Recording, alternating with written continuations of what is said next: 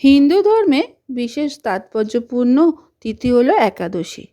এই দিনে ভগবান বিষ্ণুর উদ্দেশ্যে পুজোর উৎসর্গ করা হয়।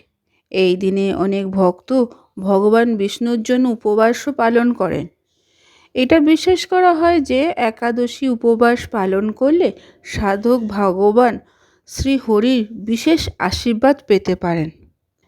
সাফল্য একাদশীর দিন তুলসী সংক্রান্ত কিছু প্রতিকার করলে জীবনে বিশেষ উপকার পেতে পারেন। নমস্কার বন্ধুরা, জ্যোৎস্নার রীতিকথায় আরেকটি নতুন পর্বে তোমাদের সকলকে স্বাগত জানাই।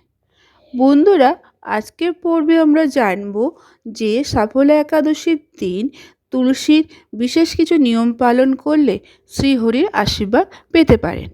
তাই চলো দেরি না করে শুরু করা যাক, আর ভালো লাগলে অবশ্যই শেয়ার করে দিও। পৌষ মাসে কৃষ্ণপক্ষের একাদশী তিথি শুরু হচ্ছে 7ই জানুয়ারি 2024 রাত 12:41 এবং শেষ হচ্ছে 8ই জানুয়ারি 2024 রাত 12:46। এমত অবস্থায় উদয় তিথি অনুসারে বা আগামী 7ই জানুয়ারি রবিবার সাফল্য একাদশী উপবাস পালিত হবে। সাফল্য একাদশীতে তুলসী গাছে ঘিয়ের প্রদীপ জ্বালাতে হবে। তুলসীজিকে 21 বার প্রদক্ষিণ করতে হবে। এর পাশাপাশি এই মন্ত্রটি জপ করে অন্বেষক ভগবান বিষ্ণুর আশীর্বাদ প্রাপ্ত হতে পারে।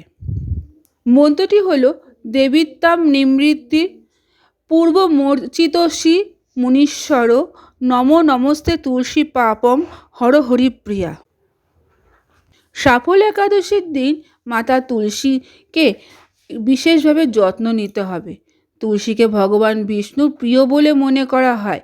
এমত অবস্থায় একাদশীতে তুলসীজির পুজো করলে সাধক সুখ সমৃদ্ধি লাভ করতে পারে।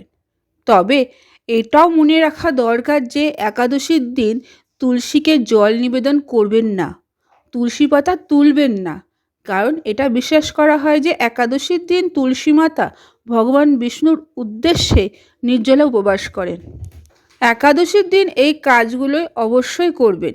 সাফল্য একাদশীর দিন আপনারা বাড়িতে একটি তুলসী গাছ নিয়ে আসুন, বাড়ির উত্তর বা উত্তর পূর্ব দিকে লাগান।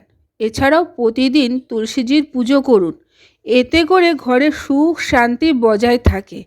এর পাশাপাশি সাফল্য একাদশীর দিন ভগবান বিষ্ণুকে ক্ষীর নিবেদন করুন, এতে তুলসী পাতা যোগ করুন। এর জন্য তুলসী পাতা নিয়ে একদিন আগে রাখতে হবে, অর্থাৎ একাদশীর দিন যেহেতু তুলসী পাতা তুলতে পারবেন না, আগের দিন তুলসী পাতা তুলে রাখবেন এবং একাদশীর দিন সেই তুলসী পাতা ভোগের উপর দিয়ে ভোগ নিবেদন করবেন। আজকের পর্বটি এখানে শেষ করলাম। আরেকটি পর্ব নিয়ে তোমাদের কাছে পরবর্তী সময়ে আবার হাজির হয়ে যাব। ততক্ষণ তোমরা ভালো থাকো, অপরকে ভালো রাখতে সাহায্য করো।